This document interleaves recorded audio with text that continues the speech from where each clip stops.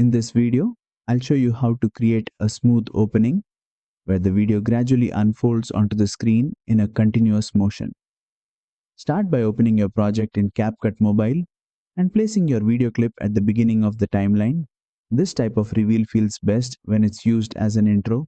Tap on the video clip to select it. From the bottom toolbar, tap on Animation to access the animation settings. Now, switch to the In tab, which controls how your video enters the screen. Scroll through the animation list until you find Continuous Unfold, then apply it. Once applied, the video appears as if it's unfolding section by section, creating a clean and cinematic reveal. Use the duration slider to control how fast the unfolding happens. Shorter duration makes the reveal quicker and more dynamic. Longer duration slows it down, making the motion feel smoother and more elegant. Preview the animation and adjust the timing so it flows naturally with your content. And that's it.